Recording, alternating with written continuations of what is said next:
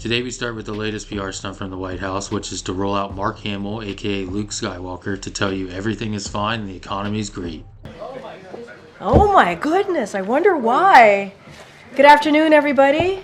Happy Friday. Don't say things don't get exciting in here sometimes. There's no introduction that really is needed here. I have a special guest, as you can see. Mark Hamill has decided to join us on this wonderful Friday, and I am really excited to turn it over to Mr. Hamill. Here we go. Okay, how many of you had Mark Hamill will lead the press briefing on your bingo card? Hands? Yeah, me either. And look, I just got to meet the president. He gave me these aviator glasses. Oh, yeah. I love the merch. Love it all. But listen, I just wanted to say I was honored to be asked to come to the White House to meet the president, the most legislative successful president in my lifetime. And, you know, I don't have to go through the list, the bipartisan infrastructure law, the PACT Act, the CHIPS Act, all of that, inflation, 15 million jobs. Look, it's all good. I mean, I was really thrilled to meet the entire staff because, you know, it's not just one person. It's like a composite endeavor. And all these people, my goodness, you know, I mean, I have no idea. I had no idea just what went into what is on his plate on a daily basis. So that's pretty much it. I'm open to questions, although no Star Wars questions, please.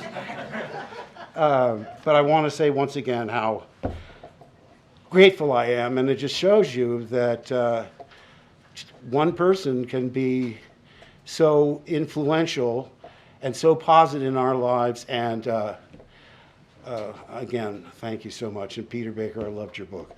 Yes.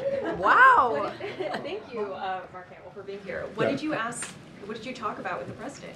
Well, first of all, I only expected to be there for like 5 minutes.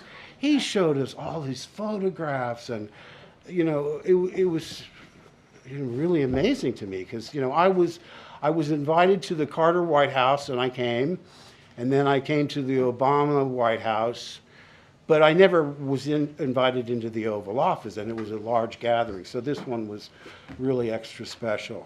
All right, sir. So, yes. Can Biden bring up Star Wars too, sir?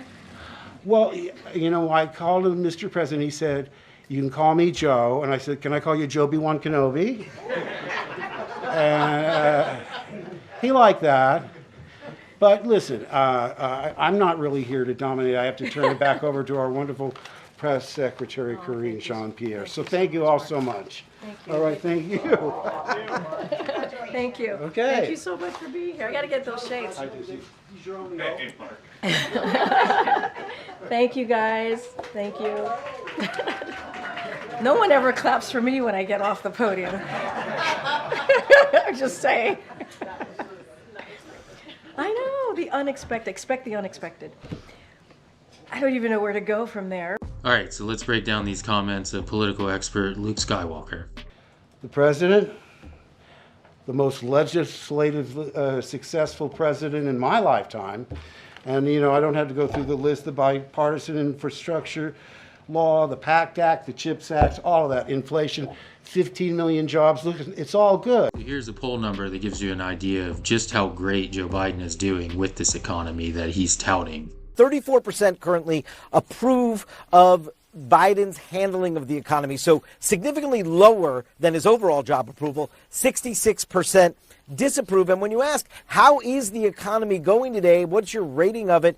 30% of Americans say it's good. 70% of Americans say it's poor. So the question becomes, why is this poll number what it is? Well, inflation's up since Biden got into office. Prices are up. The national debt is up. And despite what he says, the deficit is not coming down. The last part that he touches on is just pure propaganda. When you say that 15 million jobs have been created, those are virtually all jobs that were taken away from COVID lockdowns and things related to that, and then were added back into the economy, and they claim victory on that. Next, we go to Joe Biden saying that Japan and India are xenophobic nations that do not welcome immigrants, which is then followed by Karine Jean-Pierre attempting to defend these comments. And as you can imagine, it did not go well because, simply put, she's terrible at her job. So the president last night described Japan as xenophobic, along with China and Russia. Was that intentional? And does the president want to apologize to Japan? The broader case that he was trying to make, which I think most leaders and allies across the globe understand, is he was saying that when it comes to who we are as a nation, we are a nation of immigrants. That is in our DNA. And so you've heard the president say this, and you've heard us say it more as an administration. It makes us better.